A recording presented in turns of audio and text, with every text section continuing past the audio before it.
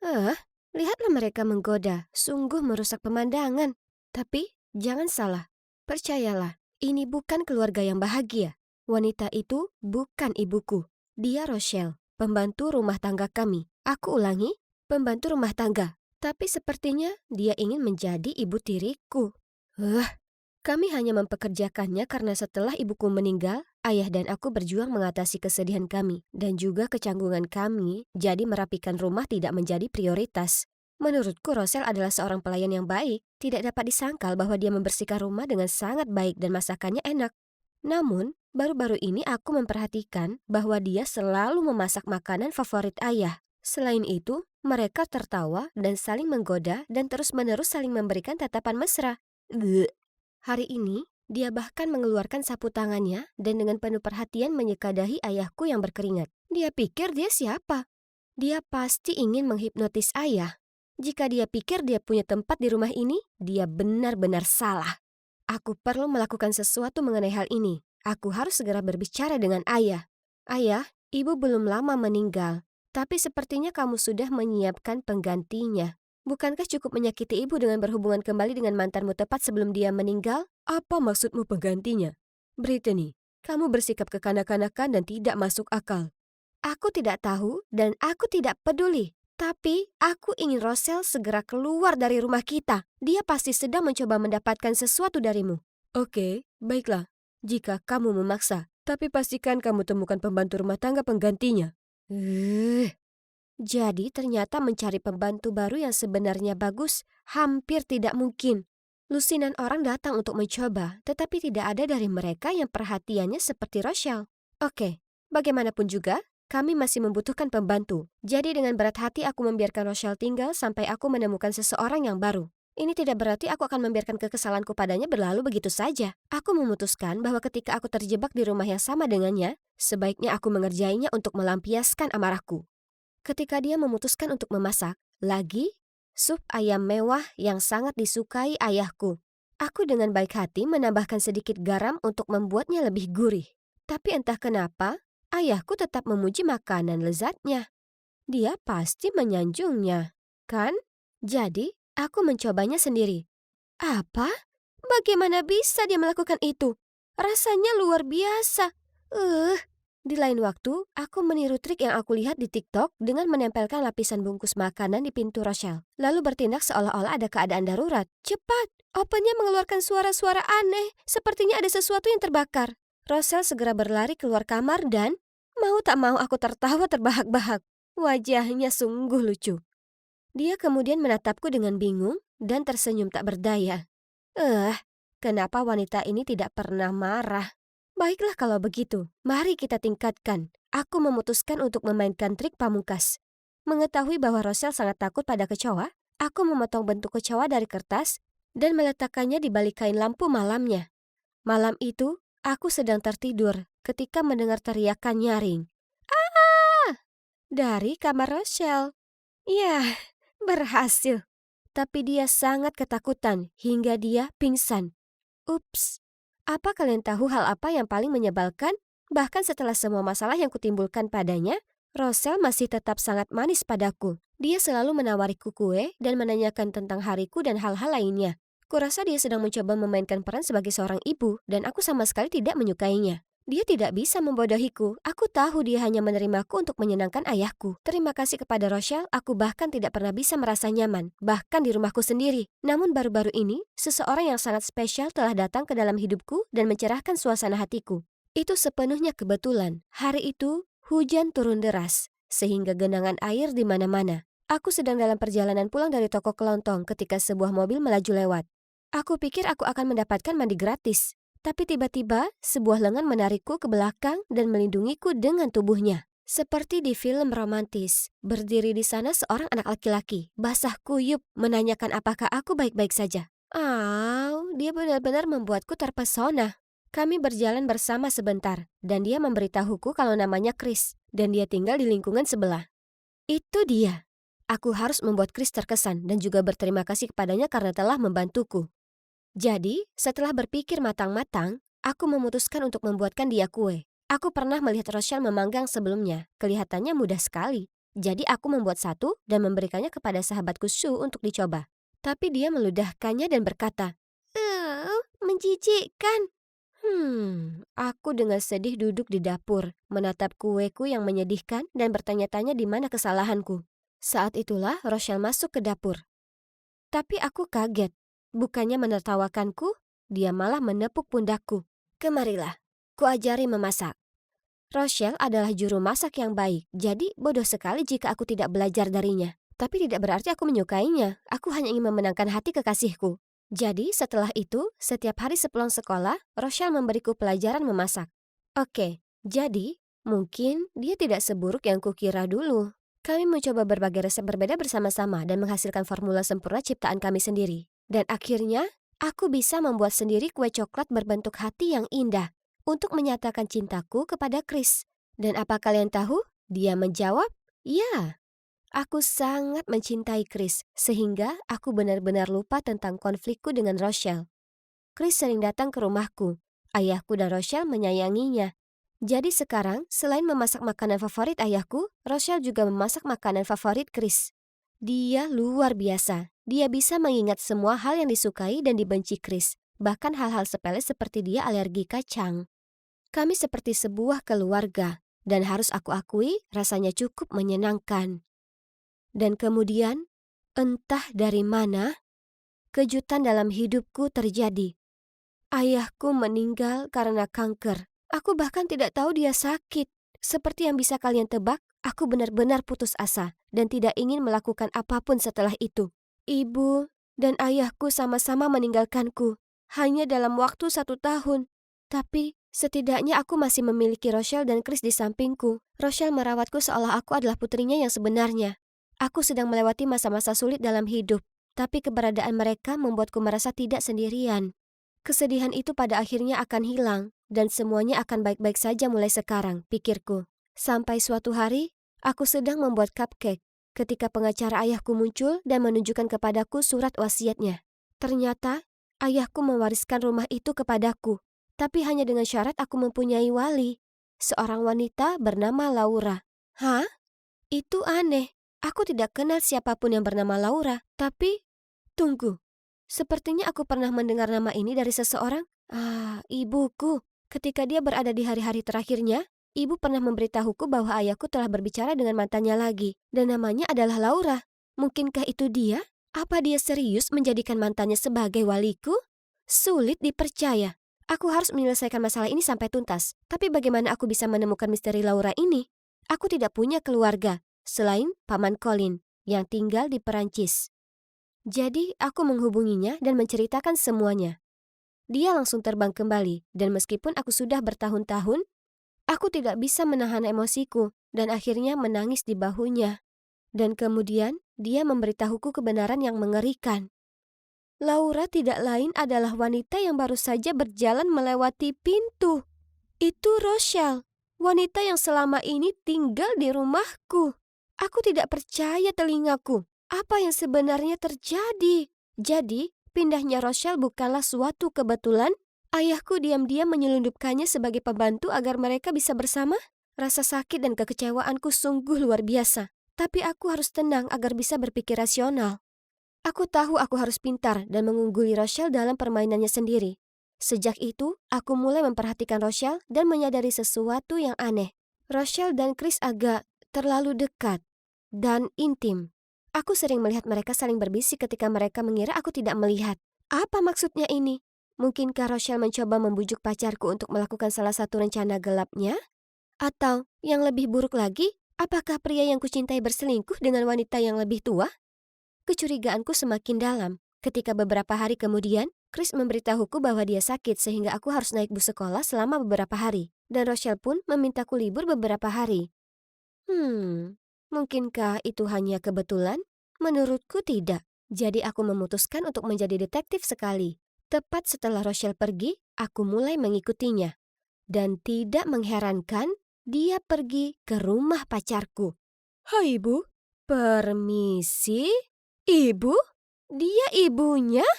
Jadi itu berarti dia tidak hanya menggoda ayahku, tetapi juga menanam putranya untuk mengalihkan perhatianku agar mengambil alih harta keluargaku? Aku mempercayai mereka berdua. Bagaimana mereka bisa begitu kejam? Tiba-tiba, aku teringat detail yang tidak aku sadari sampai sekarang. Setelah memakan makanan yang dia masak, entah kenapa, ayahku menjadi semakin lemah dan akhirnya meninggal dunia. Apakah dia meracuninya? Jika itu masalahnya, maka dia benar-benar ular berbisa yang menyamar sebagai manusia.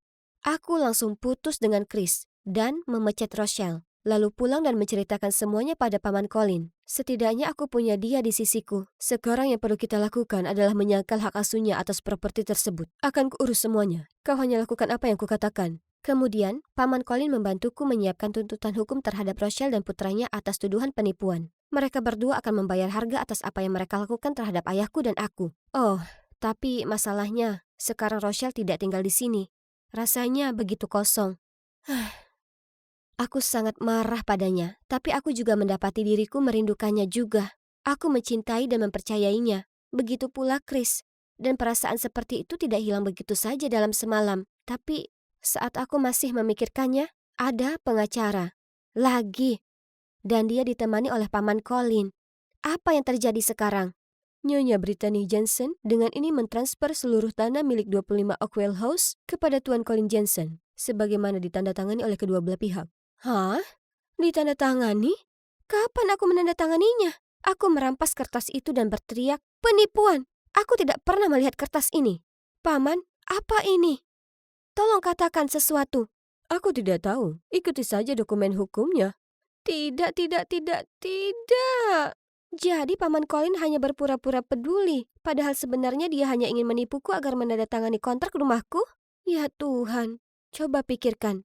Itu pasti hari itu, hari di mana dia memberiku banyak surat untuk ditandatangani, mengklaim bahwa itu tentang aku yang menggugat Rochelle dan Chris.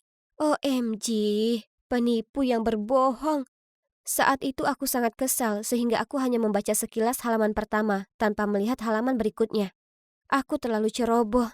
Mulai besok, Nyonya Brittany Jensen harus mengembalikan semua aset kepada Tuan Colin Jensen. Kamu punya waktu 24 jam untuk bersiap. Aku mencoba meneriaki pamanku, dan kemudian aku mencoba mengajaknya bicara tapi dia tidak peduli. Dia hanya menyeringai padaku dan memberitahuku bahwa dia hanya mengambil apa yang menjadi haknya. Pria yang keji. Jadi sekarang, aku tidak punya apa-apa lagi. Aku diusir dari rumahku sendiri, dan ditipu oleh pamanku sendiri. Entah kenapa, tanpa sengaja aku melewati rumah Chris. Saat dia membuka pintu untuk mengambil kiriman dan mata kami bertemu. Aku berbalik dan mulai melarikan diri, tetapi Chris menyusulku dan meraih tanganku. Bahkan setelah perlakuan burukku terhadap mereka berdua, Rochelle dan Chris masih mengundangku masuk dan membuatkanku makan malam. Dengan malu-malu aku memberitahu mereka apa yang terjadi. Lalu Rochelle menceritakan semuanya padaku. Ternyata ayahku mengetahui bahwa dia mengidap kanker beberapa waktu yang lalu. Namun dia tidak memberitahuku karena dia melihat betapa sedihnya aku setelah kehilangan ibu. Dan dia takut aku akan terlalu khawatir. Rochelle melihat kesehatannya memburuk dan mencari tahu apa yang salah. Jadi dia menawarkan diri untuk merawatnya karena dia masih peduli padanya. Tapi sebagai teman, tidak lebih. Mengenai surat wasiat, ayahku sangat memahami Paman Colin dan dia tidak mempercayainya. Jadi dia memberikan hak asuh kepada Rochelle.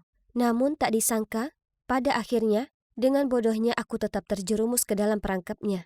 Mengenai Chris, aku benar-benar tidak tahu kalian berdua mengenal satu sama lain sampai kamu membawanya ke rumah. Tapi saat itu, aku tidak mau mengaku bahwa aku adalah ibunya dan mempengaruhi hubungan kalian. Maafkan aku, Brittany. Brit, tolong tetap di sini bersamaku dan ibu. Kita akan melewati masa sulit ini bersama, oke?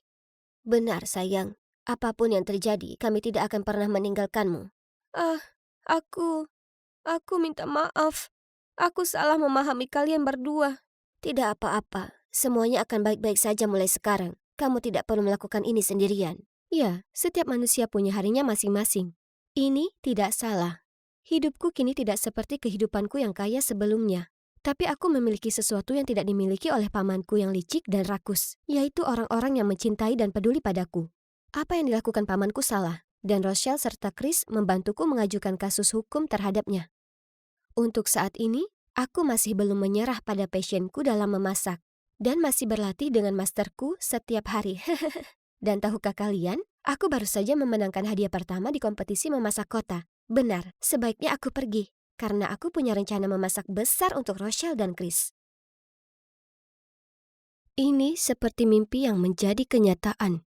Cowok tampan di hadapanku itu adalah Ethan, orang yang aku suka sejak aku berumur 14 tahun.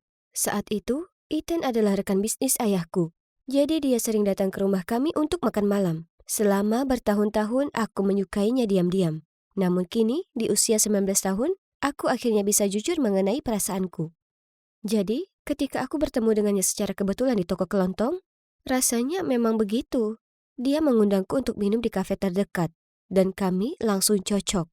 Kami mulai sering kencan, dan sekarang kami menjadi pasangan resmi. Hanya ada satu hal yang membuatku khawatir. Ethan baru saja bercerai dan memiliki seorang putri berusia 10 tahun. Clarice selalu ada di sisinya. Sambil melamun, aku tidak bisa menyembunyikan diri dari pikiran menjadi ibu tiri seseorang. Ya ampun, aku belum ingin menjadi seorang ibu. Jangan khawatir, Clarice adalah anak yang lucu. Aku tahu kalian berdua akan akur. Clarice memberiku senyuman licik saat dia melihatku. Ikan lain terpancing. Hah? Hei, itu bukan cara yang benar. Minta maaf, sekarang. Ethan segera berkata. Clarice mengeluarkan suara keras. Lalu dengan enggan meminta maaf. Hebat. Kapan berteman dengan gadis nakal berusia 10 tahun jadi hal yang menyenangkan? Aku memahami ini lebih baik karena aku memiliki adik perempuan. Entah dia membuatku pusing atau marah padaku karena ingin permen. Dan aku yakin Clarice juga akan melakukan hal yang sama. Suatu hari, Ethan menelponku dengan panik dan mengatakan bahwa dia ada urusan mendesak. Mereka memberitahuku di saat-saat terakhir. Aku tidak punya waktu untuk mencari babysitter. Bisa bantu rawat Clarice selama beberapa hari? Apa? Aku baru saja bertemu gadis itu, dan sekarang aku harus memikirkannya selama beberapa hari? Aku masih tidak tahu harus berkata apa sementara Ethan melanjutkan. Aku akan menebusnya setelah ini. Dan kemudian, hal berikutnya yang ku ketahui, Clarice ada di depan pintu rumahku. Astaga, seseorang tolong aku. Ya, kamu tahu gadis-gadis seusia itu, seperti adik perempuanku. Aku terus mengutarakan kata-kataku sementara Mike hanya tersenyum dan sedikit menggelengkan kepalanya. Aku harus membuatnya menyukaiku untuk menyenangkan hati Ethan. Jadi, Mike sayang, bisakah kamu ikut jalan-jalan bersama kami? Serius? Tolong, bukankah kamu baik-baik saja dengan para wanita? Bagus, kamu tahu aku tidak bisa mengatakan tidak padamu. Aku membawa Clarice ke taman hiburan. Dia mengerutkan kening saat dia melihat Mike. Siapa ini? Aku tidak suka orang asing. Aku tersenyum dan berkata, ini Mike, dia sangat keren dan aku tidak peduli. Cindy, kamu menyeretku ke dalam situasi seperti apa? Sobat, aku harus bertanya pada diri sendiri pertanyaan itu. Ini tidak seperti yang kubayangkan. Tamasya berubah menjadi kompetisi di antara mereka. Clarice menantang Mike untuk bermain game demi game dengannya sampai dia menang. Pada akhirnya, mereka bermain dengan senjata air, dan aku tahu pasti Mike membiarkan dia menang. Tapi begitu dia melepaskan pistol airnya, Clarice menyemprotkan air ke seluruh tubuhnya, membuatnya basah kuyup. Ups, apa ini? Itulah harga yang harus dibayar bagi yang kalah. Oke Cindy, sudah cukup. Selamat bersenang-senang. Dan dia bergegas pergi. Oh tidak, apa yang telah aku lakukan padanya? Aku berdiri di sana tercengang, menatap Clarice. Oke, jadi itu agak lucu, tapi aku tidak bisa menertawakan temanku yang malang itu. Aku mau es krim. Clarice menyeringai lalu melompat pergi. Es krim. Seorang gadis yang mengincar hatiku sendiri. Dalam perjalanan pulang, kami berbicara banyak tentang acara favoritnya, klub pengasuh bayi, dan bagaimana Stacy adalah karakter favoritnya. Mungkin hari ini tidak terlalu buruk. Beberapa hari kemudian, Ethan kembali dan aku sangat senang bertemu dengannya. Terima kasih banyak telah merawat Clarice. Sementara itu, aku melihat Clarice perlahan mundur, dengan ekspresi canggung di wajahnya. Kupikir dia akan sama bahagianya denganku saat bertemu dengannya, tapi ternyata tidak seperti itu. Sayang, kamu baik-baik saja? Apakah kamu sakit? Aku baik-baik saja. Aku harus pergi ke kamarku. Setelah itu, saat makan malam, pertanyaan apa kamu sakit dilontarkan tak kurang dari 10 kali. Dan itu membuatku mual juga. Ku bilang aku tidak sakit, dan aku tidak ingin ke dokter. Ethan, menurutku Clarice baik-baik saja, jadi mungkin berhenti bertanya padanya. Mendengar itu, Ethan tampak risih dan berbalik. Aneh. Apa yang salah dengan mereka? Mungkin ini hanya perbuatan mereka. Apapun itu, aku tidak menikmati suasana yang berat ini. Keesokan harinya setelah makan siang, Clarice membantuku membersihkan meja, sementara Ethan sedang berkemas untuk melakukan perjalanan berikutnya. Dia bersikeras mencuci piring sementara aku mengucapkan selamat tinggal pada Ethan. Kami sedang berpelukan di ambang pintu, ketika tiba-tiba aku mendengar teriakan keras dari dapur. Ethan dan aku sama-sama bergegas masuk ke sana dan melihat Clarice menangis sambil menggenggam tangannya. Ethan dengan panik bertanya, "Apa yang terjadi?" Sementara aku segera mencari kotak P3K. Aku sedang mencuci piring, tapi tanganku tidak sengaja terluka. Cindy, maafkan aku. Aku tidak berhati-hati. Tolong, jangan hukum aku. Apa? Apa yang dia bicarakan? Ethan sepertinya memiliki pertanyaan yang sama denganku. Cindy selalu membuatku mengerjakan tugas. Dia mengatakan kepadaku jika aku melakukannya dengan buruk, aku tidak bisa makan malam. Hah? Kenapa dia mengatakan hal yang tidak benar? Menjadi pucat karena kaget, aku bergumam. Tidak, itu tidak benar. Aku tidak ingin tinggal di sini. Ayah, izinkan aku pulang. Clarice menyelaku sambil menangis semakin keras. Maafkan aku, tapi aku harus pergi sekarang. Aku bahkan tidak tahu apakah kamu berbohong atau tidak. Bagaimana bisa kamu mengatakan itu padaku? Clarice berteriak. Dasar monster! Lalu dia berlari ke atas. Aku berdiri di sana tidak tahu harus berbuat apa. Otakku tidak bisa memproses apa yang baru saja terjadi. Ethan menatapku dan menghela nafas. Mengapa dia tidak mengatakan apapun? Sejujurnya, dia tidak mengira aku tega melakukan itu. Bukan? Aku memutuskan untuk mengkonfrontasi Clarice mengenai hal ini. Jadi, aku pergi ke kamarnya dan dengan tenang berkata, Clarice, kenapa kamu mengatakan itu? Kamu memaksaku melakukan semua pekerjaan rumah. Apa? Bagaimana kamu bisa berbohong seperti itu? Aku tidak akan pernah melakukan hal seperti itu. Tapi apakah orang-orang akan mempercayaimu? Atau gadis kecil yang malang? Ya, Tuhan. Itu aku yang mengira dia adalah anak yang manis. Padahal kenyataannya, dia justru sebaliknya. Aku bergegas keluar dan gemeteran.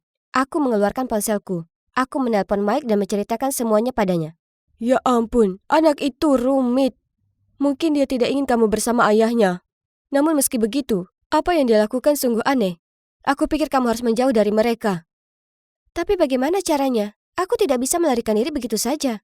Lagi pula, Ethan sedang dalam perjalanan lagi, dan aku bertanggung jawab atas dia. Jadi aku menjaga jarak, tidak lagi berbicara atau bersenang-senang. Tapi sepertinya Clarice punya ide lain. Aku sedang menonton TV di ruang tamu ketika Clarice muncul dan menarik bajuku. Cindy, aku ingin kamu bermain video game denganku. Semakin aku diam, semakin keras dia menariknya. Tidak, Clarice, aku sedang tidak mood. Aku berteriak. Mainlah sendiri. Lalu aku pergi. Beberapa saat kemudian, Cass, seorang siswa senior datang untuk memberiku beberapa dokumen. Kami duduk dan minum es teh. Lalu tiba-tiba, bam! Dan tangisan. Oh tidak. Cass dan aku bergegas menuju sumber suara. Clarice terjatuh dari tangga di ruang bawah tanah dan dikelilingi oleh keranjang cucian dan pakaian kotor. Cass segera berlari ke sana dan membantunya sendiri. Apa kamu baik-baik saja? Apa yang terjadi? Cindy menyuruhku mencuci pakaian tepat waktu. Keranjangnya terlalu penuh, jadi aku terpeleset. Tidak. Aku berteriak dalam hati ketika Cass menatapku khawatir. Cass, tolong, nanti aku jelaskan. Bisakah kamu pergi? Kenapa? Aku berteriak ke wajah Clarice saat Cass pergi. Jika kamu tidak main denganku, kamu akan jadi pelaku kekerasan terhadap anak. Kamu harus masuk penjara. Ini membuatku gila. Beberapa hari yang lalu, dia ingin ayahnya membawanya pergi dari sini. Dan sekarang dia memerasku karena tidak bermain dengannya. Tepat pada saat itu, Ethan memanggil. Hai Cindy, aku hanya ingin memeriksa kalian berdua. Apakah Clarice sakit atau apa? Apa-apaan ini? Apakah aku gila? Atau keduanya sebenarnya aneh? Ya ampun, aku butuh Mike sekarang. Tolong, bawa aku pergi dari sini, kataku sambil membukakan pintu untuk Mike. Berhenti! Clarice berteriak. Kalian berdua tidak bisa pergi kemana-mana. Oh, sekarang kamu memberitahu apa yang tidak boleh dilakukan? Jika kamu pergi, aku akan memberitahu seluruh dunia betapa buruknya kamu memperlakukanku. Kalian berdua akan masuk penjara. Jadi itu penipuanmu? Seringannya menghilang. Dia menjadi pucat dan tergagap. Tidak, itu milik ayahku. Penipuan ayahmu? Clarice tampak bingung ketika dia menyadari apa yang baru saja dia katakan. Lalu dia segera menutupinya. Tidak ada. Mike duduk dan menatapnya dengan mata tajam. Aku berdiri di sana menunggu jawabannya. Ayahku yang membuatku. Akhirnya, Clarice mengaku. Ternyata, Ethan adalah seorang penipu profesional yang menipu gadis-gadis muda kaya agar memberinya uang.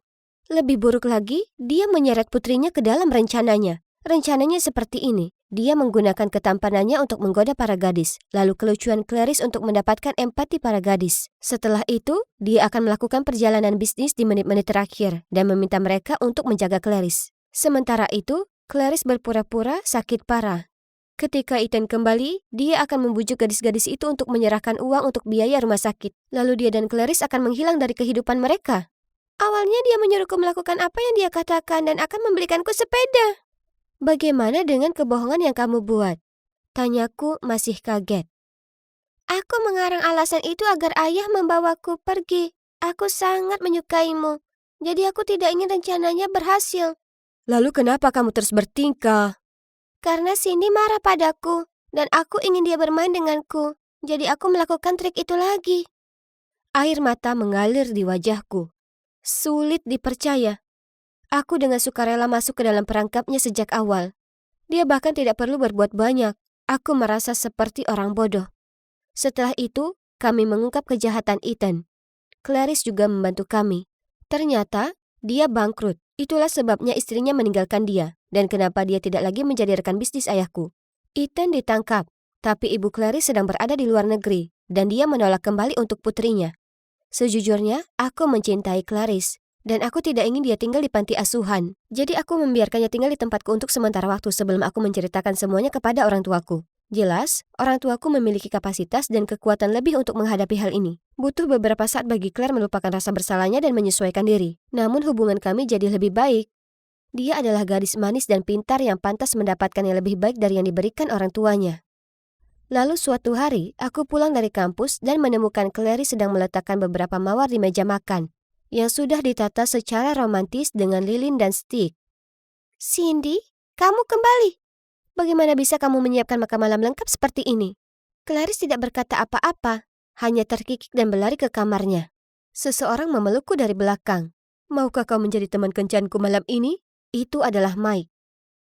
Kalau dipikir-pikir, kurasa pria sempurnaku ada di depan mataku selama ini. Jadi, sambil nyengir, aku berbalik dan menjawab. Aku pikir kamu tidak akan pernah bertanya. Wow, kontes balet internasional diadakan di New York tahun ini. Ya Tuhan, itu pasti spektakuler. Tapi... betapa berbedanya hidupku 5 tahun yang lalu. Aku baru saja memenangkan kontes balet kota dan ayah tidak berhenti tersenyum bangga. Untuk merayakannya, dia mengantar kami semua untuk membeli es krim ketika tiba-tiba. Aku tidak ingat banyak tentang hari itu setelah itu. Tapi aku kehilangan dia. Sedangkan aku selamat. Tapi aku mengalami luka yang mengubah hidup. Sejak itu, balet tidak lagi menjadi bagian dari hidupku. Dan di sana ada Bibi Robin dan sepupuku Nancy. Mereka sangat bersemangat dengan kompetisi ini. Aku bersumpah Nancy sudah mencoba 15 gaun. Baik bibiku maupun ibuku ketika dia masih hidup adalah balerina yang berbakat. Jadi, wajar saja jika Nancy juga mewarisi gen balet. Dia sekarang menjadi murid balet kota New York. Ini adalah sesuatu yang selalu kuinginkan, tapi sekarang hanya bisa ada dalam mimpiku. Tiba-tiba terdengar suara pintu dibanting dan teriakan mengagetkanku. Joyce, buka pintunya, ini aku, Dylan. Aku membuka pintu dan menatap dengan mata terbelalak ke... Ya, Dylan, saudara tiriku. Terakhir kali aku melihatnya adalah 5 tahun lalu, ketika ibu tiriku membawanya pergi. Apa yang dia lakukan di sini? Sebelum aku sempat bereaksi untuk mengajaknya masuk, dia bergegas menghampiriku. Kak, kau harus menyelamatkanku. Aku harus tetap di sini, oke? Apa? Sama sekali tidak. Apakah kamu tahu rumah siapa ini? Nah, ternyata ibunya seorang pecandu judi, sehingga terlilit hutang dan kabur dari preman. Dilan yang malang tak punya orang lain untuk diajak bicara. Aku berhasil membujuk bibiku untuk mengizinkan Dilan tinggal bersama kami, meskipun dia bersikeras bahwa ini hanya sementara sampai ibunya ditemukan. Sebagai anak-anak pada umumnya yang memasuki fase pubertas, Dilan bukanlah orang yang paling mudah untuk diajak hidup bersama. Dan coba tebak siapa yang harus melindunginya setiap saat? Ya, aku. Minggu lalu, dia memecahkan seluruh tumpukan piring. Kemarin, dia menempelkan permen karet ke rambut Nancy. Dan hari ini, dia meninggalkan skateboardnya di tengah ruang tamu. Dan menyebabkan bibi Robin terbang melintasi ruangan dan mendarat dengan wajah telungkup. Aduh, Dilan, kamu harus lebih berhati-hati. Aku akan segera berangkat kuliah. Jadi aku tidak akan berada di sini untuk melindungimu. Mereka akan mengusirmu jika kamu masih seperti ini. Hah? Kampus? Apakah maksudmu administrasi bisnis yang membosankan? Kupikir kamu menyukai balet, bukan? Tidak, itu cuma masa lalu. Sekarang aku tidak menyukainya, sama sekali. Aku tidak percaya padamu. Apakah hanya karena kamu duduk di kursi roda? Siapa bilang berada di kursi roda berarti kamu tidak bisa terus mengejar minatmu terhadap balet?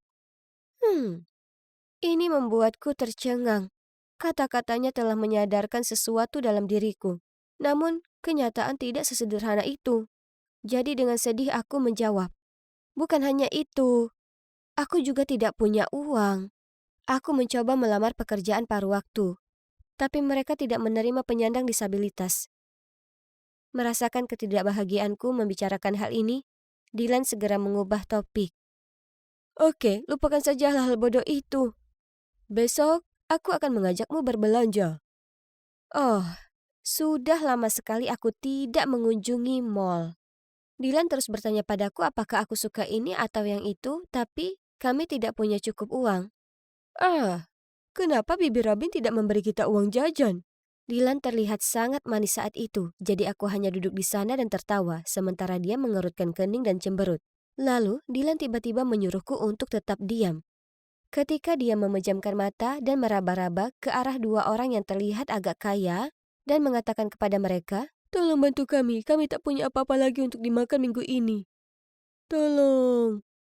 Ya Tuhan, apa yang sedang dimainkan saudaraku? Aku membeku dan tidak bisa melakukan apapun selain menunduk ke lantai. Wanita itu mengeluarkan uang itu hendak menyerahkannya padanya. Tapi pria itu mengusap tangannya, menyebabkan uang itu jatuh ke tanah. Dilan dengan cepat mengambilnya. Oh, astaga. Pria itu langsung meraih pergelangan tangannya. Tertangkap basah. Dia mengancam akan membawa kami ke polisi dan bahkan memintaku untuk berdiri karena dia mengira aku juga berpura-pura. Untung saja, wanita itu bilang mereka sedang terburu-buru dan tidak mau membuat ribet. Sehingga akhirnya mereka meninggalkan kami sendirian. Kami pulang, tapi jantung kami masih berdebar kencang. Dan aku bisa melihat kaki Dilan gemetar. Lalu kami masuk ke dalam untuk melihat bibiku kedatangan tamu. Aku ternganga saat melihat siapa mereka. Orang-orang kaya dari mall. Kami berempat saling menatap satu sama lain karena terkejut. Ternyata wanita itu, Bernie, adalah teman bibiku dan pria yang bersamanya adalah putranya, Philip.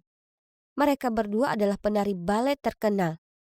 Yah, tentu saja suasananya jadi canggung.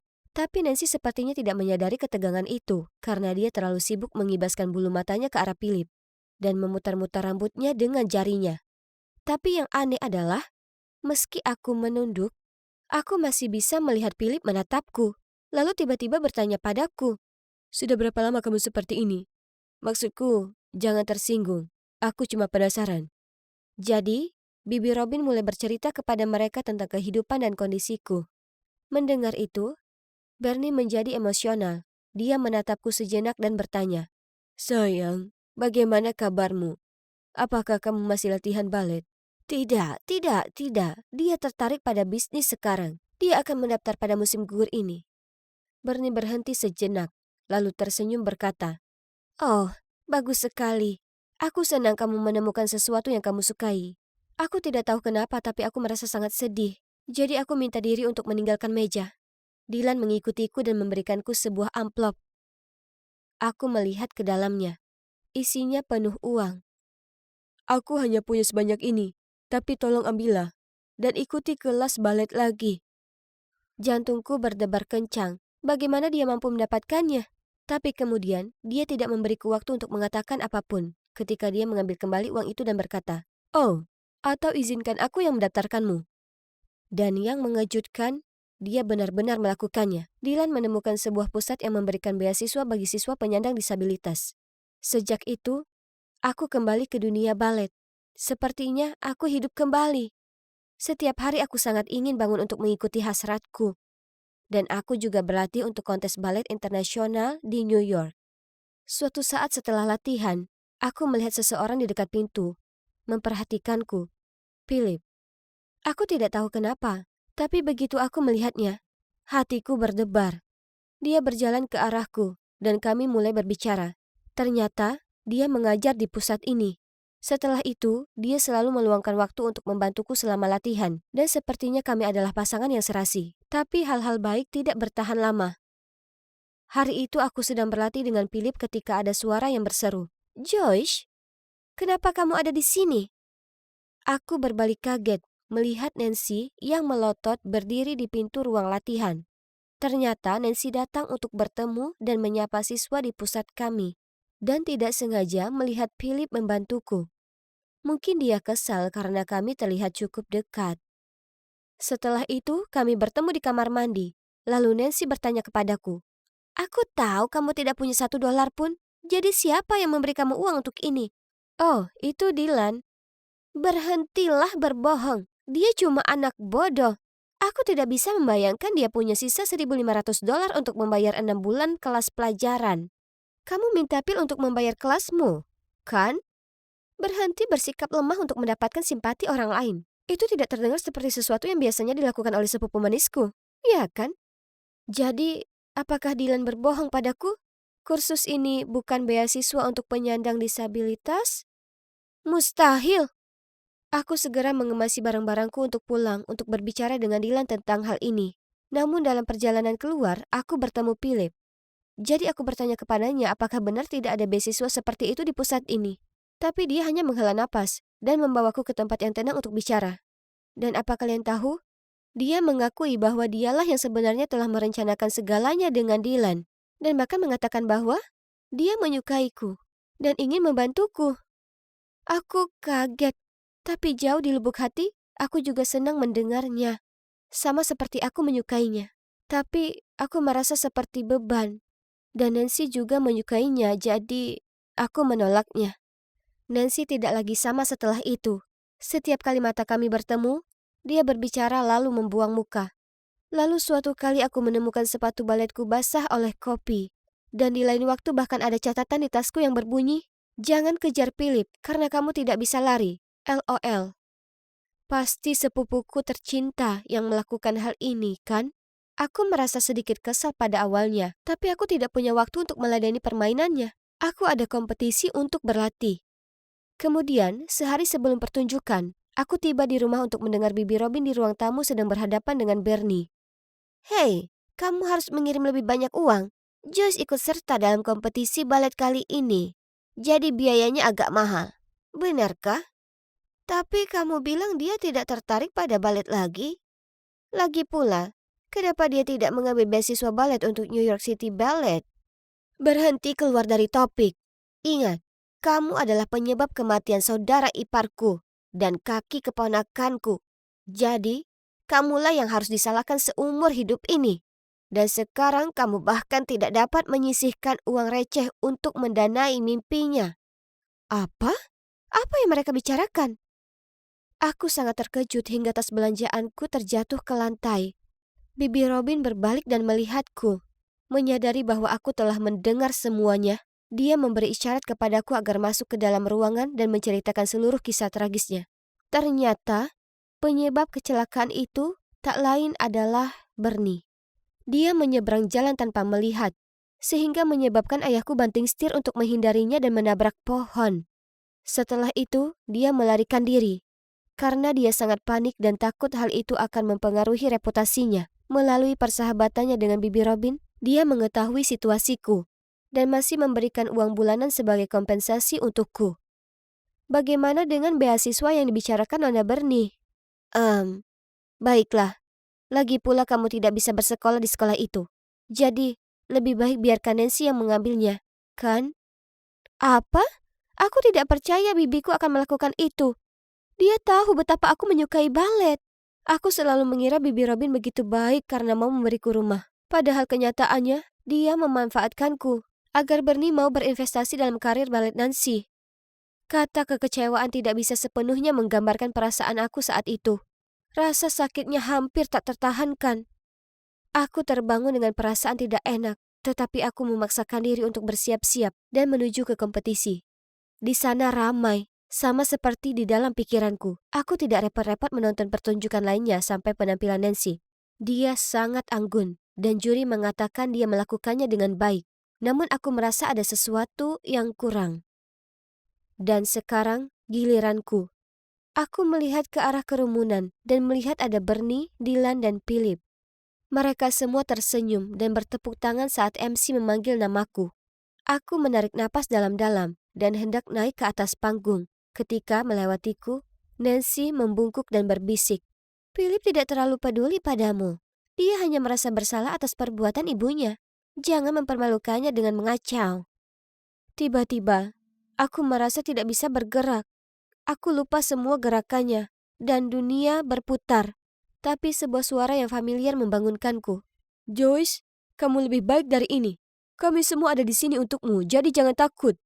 Kamulah cahayanya, jangan biarkan kegelapan mengganggumu. Ayo bersinar dan tunjukkan pada mereka apa yang kamu punya." Aku merasa sangat tersentuh, dan itu berhasil. Aku mendapatkan kembali semangatku dan mengikuti arus. Seperti angsa yang telah tertahan begitu lama, aku hanya melakukan apa yang ingin kulakukan. Aku tidak peduli tentang apapun, siapapun. Saat ini, aku akan hidup untuk diriku sendiri. Dan mungkin para juri juga merasakan hal yang sama. Aku sangat bahagia mendengarnya.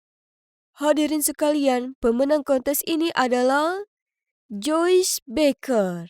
Semua orang datang untuk memberi selamat padaku, termasuk Bernie. Dia mencoba menahan air mata saat dia meminta maaf atas segalanya.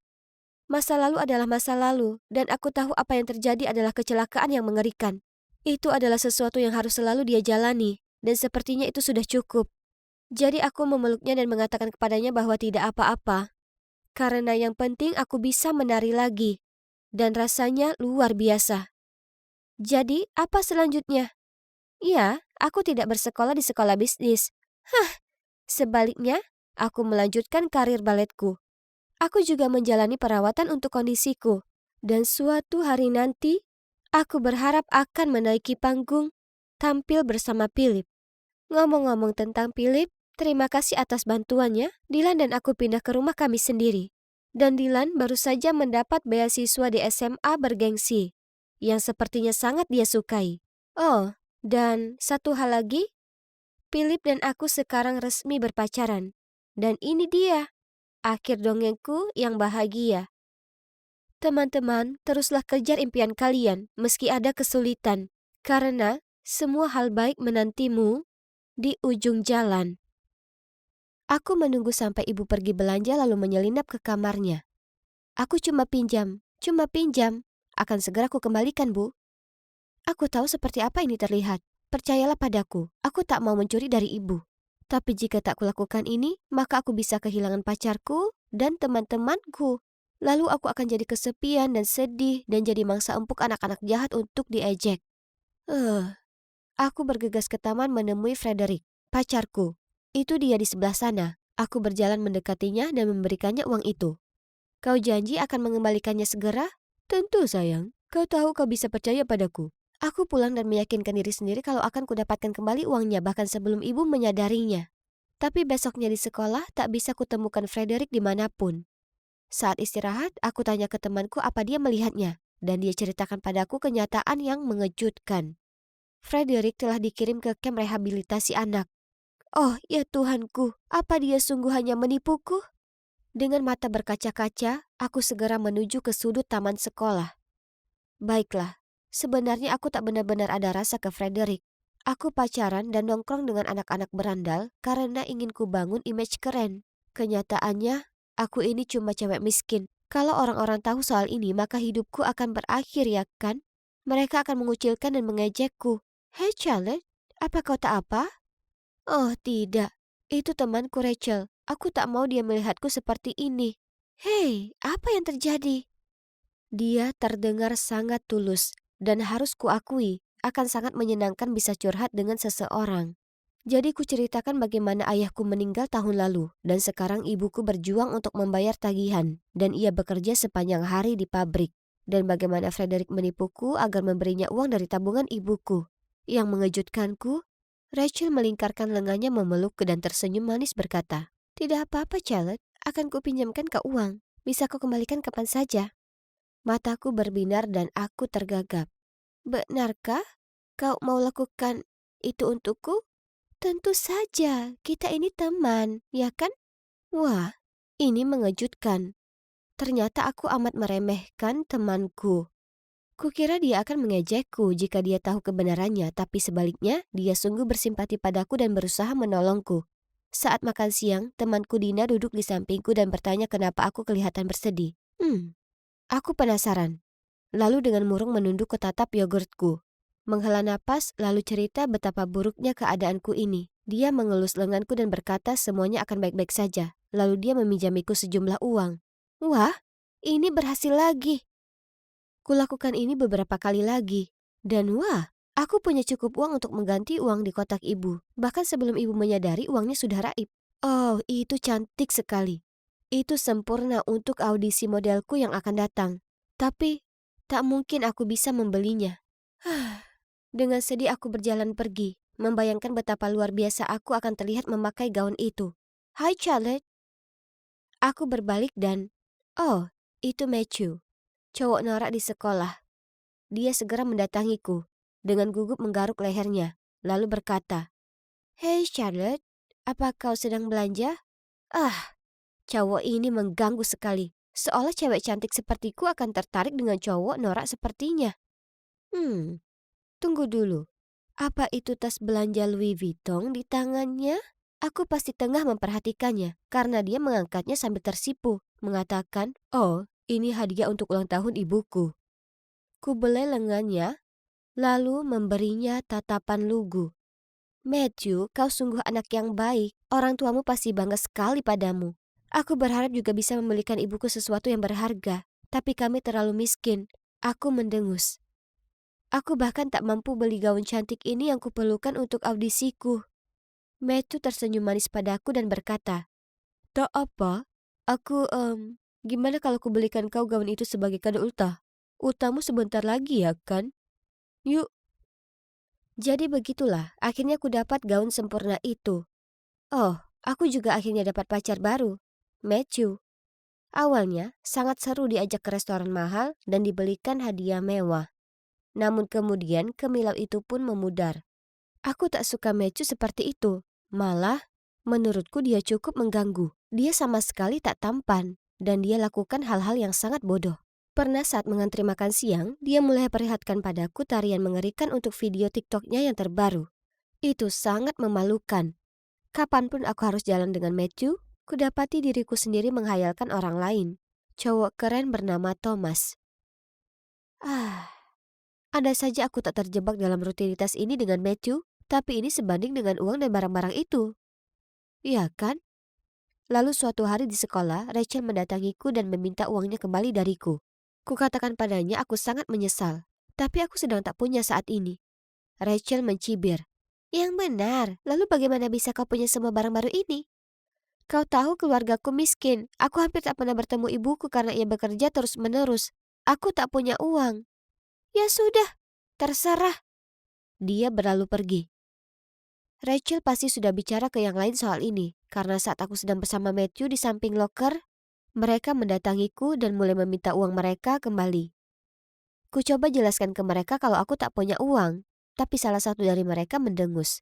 "Yang benar saja, kau sudah membodohi kami semua dengan cerita cengengmu. Awas Matthew, dia akan lakukan hal yang sama denganmu." Lalu mereka berjalan pergi. Matthew memberiku pandangan bertanya-tanya. Jadi ku coba bersikap seolah semuanya baik-baik saja dan mulai menyortir bukuku. Dia tak berkata apapun setelahnya. Jadi aku bersikap tak ada yang terjadi dan mengadang lengannya saat kembali berjalan menuju kelas. Lalu tiba-tiba dia menepis tanganku. Apa itu benar? Apa kau hanya bersamaku karena uangku? Tidak. Bisa-bisanya kau berkata begitu. Berhentilah bersikap konyol. Ku coba mengelak, tapi dia tak berhenti membahasnya terus, yang mana membuatku kesal. Kau tak percaya padaku? Baiklah, kurasa aku tak ingin lagi bersama seseorang yang menganggapku serendah itu. Selamat tinggal. Lalu aku bergegas menuju toilet perempuan. Phew, hampir saja aku ketahuan. Tapi hey, paling tidak sekarang aku bebas dari Matthew, ya kan? Tapi bagaimana jika Rachel dan yang lainnya membuat lebih banyak keributan soal uang itu? Aku tak ingin mereka menjahatiku soal itu. Harus kutemukan cara membayar mereka kembali. Dan segera. Ku dekati Thomas setelah latihan basketnya dan tanya apa dia mau pergi minum. Di sana, ku mainkan air mataku dan ku ceritakan padanya tentang keluargaku yang miskin dan bagaimana ku pinjam uang dari teman-temanku untuk bayar tagihan dan sekarang mereka semua marah padaku. Thomas kelihatannya tulus khawatir dan langsung memberi sejumlah uang. Aku memeluknya dan berulang kali berterima kasih padanya.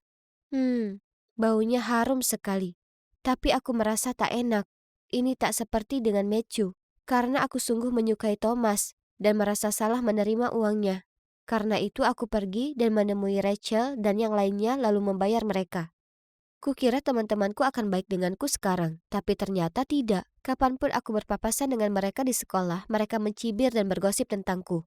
Ini menyebalkan, tapi paling tidak aku punya Thomas. Kami mulai sering nongkrong, dan dia sangat baik serta lucu. Dia juga menawarkan meminjamiku lebih banyak uang, tapi kutolak karena aku tak mau lagi pinjam lebih banyak dari yang kuperlukan. Lalu, malam itu, aku sedang melihat-lihat akun sosmedku saat kulihat postingan tentang aku. Oh tidak, mereka bilang bahwa aku mengambil untung dari simpati orang lain untuk dapatkan uang. Aku panik. Jadi dengan segera ku balas tautan itu mengatakan sebenarnya tidak begitu, dan hidupku memang berat. Tapi kemudian Rachel berkomentar, ini dia, berlagak jadi korban lagi. Hari berikutnya di sekolah begitu buruk. Kurasakan seolah semua melongo menatapku. Tapi selama ada Thomas di sisiku, semua tak masalah. Aku sedang santai dengannya di lapangan sepak bola saat Matthew menghampiri dengan tampang marah di wajahnya. Kau memanfaatkanku ya kan? Kau sama sekali tak pernah menyukaiku. Kau hanya ingin uangku. Aku menatapnya dengan mulut ternganga. Tak tahu harus berkata apa. Itu sangat rendahan, Charlotte. Hei, Tai. Kalau aku jadi kamu, aku akan menjauhinya. Kecuali kau ingin berakhir dengan hutang. Dia berlalu pergi. Apa yang dia katakan itu benar? Tidak. Sebenarnya, ya. Tapi itu sudah berlalu. Itu tak sama denganmu. Aku bersumpah. Thomas menggelengkan kepalanya lalu berkata, aku tak mengira kau seperti itu. Lalu diambilnya barang-barangnya lalu pergi. Ini mengerikan. Tak hanya aku kehilangan teman-temanku, tapi sekarang aku juga kehilangan cowok yang sungguh kupedulikan. Setelahnya, semua orang mengacuhkanku di sekolah. Rasanya sangat buruk mengetahui aku sangat tak disukai, dan aku tak sabar untuk menamatkan sekolah. Saat hari kelulusanku akhirnya tiba dan aku naik untuk mendapatkan ijazahku, tiba-tiba Rachel bergegas naik ke panggung dan merebut mikrofon. Hai semuanya. Kurasa adil jika kalian semua tahu kebenaran tentang Charlotte. Dia memanfaatkan simpati temannya untuk mendapatkan uang kita. Dia bahkan pacaran dengan anak laki-laki supaya dia bisa menyuruhnya membelikan semua yang dia inginkan. Oh ya Tuhan. Semua guru, murid, dan bahkan ibuku menatapku. Aku merasa aku akan pingsan karena malu. Jadi dengan panik ku dorong semua orang dan berlari keluar dari sana. Sesampainya di rumah, aku mengunci diri di kamarku dan menangis di bantalku. Aku tak akan pernah meninggalkan kamarku lagi. Rasa malu itu terlalu besar. Beberapa saat kemudian, ibu mengetuk pintu kamarku, lalu masuk ke kamar dan duduk di tepi ranjang. Sayang, aku hanya heran. Kenapa kau lakukan hal itu? Ku beritahu ibu semua tentang Frederick yang menipuku. Bagaimana ku dapatkan uang dari teman-temanku dan memperalat Matthew. Lalu ku ambil kotak dari bawah ranjangku, membukanya dan kukatakan pada ibu itu untuknya. Di dalamnya ada baju pelindung baru untuk pekerjaannya, serta beberapa baju santai baru juga. Pakaian kerja ibu sudah usang, dan aku ingin ibu punya pakaian yang bagus. Aku tahu kita tak kaya atau apa, tapi ibu sudah kerja keras. dan ibu layak mendapat hal-hal yang baik. Sayang, terima kasih. Tapi kau tak harus memberikanku apapun. Aku tahu memang berat sejak ayahmu tiada. Tapi tak pernah ada gunanya berlagak jadi korban untuk mengambil keuntungan dari orang lain seperti itu. Lalu ibu memelukku. Nasi sudah menjadi bubur. Sekarang yang bisa kau lakukan hanya minta maaf ke mereka semua. Mulai hidup baru. Jadi orang yang lebih baik. Jadi sepanjang musim panas, kulakukan itu. Aku minta maaf ke semua temanku, satu persatu. Ya, kecuali Thomas, karena dia pergi sepanjang musim panas. Lalu aku masuk kuliah memulai awal yang baru. Aku bersumpah tak akan lagi membuat kesalahan yang sama. Aku sudah belajar dari kesalahanku yang satu itu. Oh, aku sangat tegang. Thomas sedang di kota akhir pekan ini dan setuju menemuiku. Oh ya Tuhan, itu dia. Ini saatnya. Akhirnya ku dapat kesempatan minta maaf padanya. Kuharap dia memaafkanku dan melihat betapa aku menyesali perbuatanku. Kali ini, jauh darinya membuat perasaanku lebih kuat. Astaga, aku sangat merindukannya. Dia pun masih memandangku dengan senyum lembut itu dan dengan binar di matanya. Aku tak mau kehilangan dia kali ini dan tak akan kubiarkan. Doakan aku berhasil. Kenapa hasil lomba sketsa belum juga dirilis? Hei teman-teman, hasilnya ada di sebelah sini. Dengan panik aku lari ke papan pengumuman. Julie Morris, peringkat pertama dalam daftar. Phew. Selamat Julie, kau layak mendapatkannya. Kalian berdua cantik dan berbakat. Apa ada yang tak bisa kalian lakukan? Oh, aku suka sekali menerima pujian besar seperti itu dari seseorang. Tapi suara apa itu? Aku berbalik dan itu cuma Kate. Biasanya dia jelas akan menang. Tapi mari kita lihat rankingnya. Oh, di sini. Paling bawah. Itu semua karena tinta di logo sekolah yang ada pada bagian pensil yang dipakainya hari itu. Tangan Kate mudah sekali berkeringat. Jadi saat menggambar, tinta itu menodai tangannya dan secara tak sengaja dia mencoreng kertasnya dengan itu. Kasihan kau, Kate. Tapi kau tahu tidak, aku ini lebih baik darimu. Sekarang yang tersisa antara aku dan 3 tiket emas ke camp musim panas di Italia, yaitu satu kontes terakhir. Ada satu masalah. Cewek baru bernama Ariana ini, sayangnya kebetulan seorang desainer yang berbakat. Julie, apa kau baik-baik saja? Bu, Julie pingsan.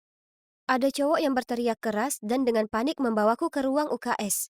Ya, jadi disinilah aku. Tapi hei, jangan khawatir, sebenarnya aku tak sakit sama sekali. Aku cuma pura-pura supaya bisa lolos kelas olahraga untuk jalankan rencanaku. Saat aku berjalan menuju kelas, kulihat semua orang mengurumuni bangku Ariana. Aku bertanya ke temanku apa yang terjadi, dan dia bilang seseorang telah menumpahkan kopi pada gambarnya. Ariana sangat panik dan terus memeriksa jam tangannya. Dia harus menggambarnya ulang, tapi waktu hampir habis. Tiba-tiba ada suara berkata, "Hei, ada yang menjatuhkan kalung di sini." Mungkin itu pelakunya. Secara tak sadar kusentuh leherku. Dan, oh, itu tak ada di sana. Kemudian ada tangan di pundakku yang membuatku terkejut dan menoleh. Itu adalah Rebecca. Kalau aku tak salah, ini punyamu. Ya kan? Dia melotot padaku. Eh, itu kalungku. Tapi, jadi bagaimana bisa benda itu ada di bawah bangku Ariana? Di saat itu aku sangat gemeteran sampai tak bisa berkata apapun. Beruntungnya aku, Ariana menimpali. Kurasa ini cuma kebetulan. Julie tak mungkin lakukan hal seperti ini. Semua orang setuju dengannya, mengatakan bahwa gadis baik sepertiku tak mungkin melakukan hal jahat. Tak apa, Rebecca hanya bingung. Itu saja, jangan khawatir. Beraninya Rebecca menuduhku. Sungguh gila mengingat kami dulu bersahabat. Kalian tahu, aku sudah mengenalnya sejak kecil karena orang tua kami berteman. Tapi kemudian dia tumbuh dan menjadi sok tahu yang menyebalkan. Tapi hei, aku harus kesampingkan itu. Aku harus fokus pada desainku. Hanya karena sudah kusabotase desain Ariana, tak berarti aku bisa lengah. Sungguh penantian menegangkan untuk mengetahui apa aku berhasil masuk daftar ke musim panas. Meskipun aku tak perlu setegang itu, karena tentu saja, aku masuk. Ternyata, walaupun Ariana harus buru-buru menggambar ulang, dia masih mendapat satu tempat juga. Tapi tempat terakhir jatuh ke Rebecca? Hah?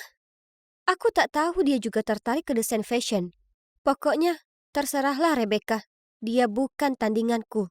Jadi, tada! Akhirnya aku di sini di Milan, pusat fashion dunia. Dan coba tebak, selama camp musim panas, akan ada berbagai kompetisi, dan yang terbaik akan memenangkan beasiswa ke Universitas Politeknik Milan. Tak dapat dipercaya, sudah kuimpikan hal ini sejak lama. Tak ada yang akan menghalangi jalanku. Camp sungguh luar biasa. Aku senang mengunjungi museum dan belajar mata kuliah sejarah fashion, pemilihan bahan pakaian, dan teknik menggunting. Kemudian, tes pertama kami diumumkan, menyelesaikan keterampilan dasar menjahit dalam waktu tercepat. Mudah sekali. Aku bahkan sudah mengambil beberapa kelas menjahit sebelumnya. Itu tak masalah buatku. Melihat semua orang berjuang untuk menyelesaikan karya mereka, aku tersenyum dan dengan percaya diri menekan tombol selesai. Namun, di saat yang sama, ada orang lain yang juga menekan tombolnya. Rebecca. Tentu saja, para juri menyukai karyaku, tapi melihat mereka memuji karya Rebecca itu menyebalkan. Kok bisa orang yang tak pernah ikut kelas menjahit sebelumnya bisa begitu hebat? 2 minggu di camp musim panas berlalu. Kemudian tantangan terakhir pun tiba, yang akan menentukan pemenang. Semua kandidat mendapat sepotong kain lebar, dan hanya itu yang diberikan ke kami, yang artinya tak ada ruang untuk kesalahan. Semua orang berusaha fokus dan mendesain dengan intensitas maksimal. Kulirik Rebecca, yang sepertinya hampir selesai dengan gaunnya. Dan jujur, gaun putrinya tampak simpel, tapi elegan. Tiba-tiba, itu membuatku cemas. Sejak kapan dia jadi begitu menyebalkan? Kami istirahat sebentar di siang hari, jadi semua orang pergi makan siang. Sementara aku tinggal sedikit lebih lama untuk menyelesaikan tes. Aku hanya tak selera makan, mengetahui gaunku belum sempurna. Hanya saja, aku tak mampu berkonsentrasi dengan desainku. Malah aku terus saja menatap manekin Rebecca. Sebaiknya kulakukan hal ini atau tidak? Jika ada seseorang yang tahu, maka semuanya akan berakhir. Tapi jika aku kalah, maka mimpiku juga akan berantakan. Ada sesuatu dalam diriku yang terus mendesakku untuk langsung menuju karya Rebecca dan segera mencipratkan tinta di baju putih itu.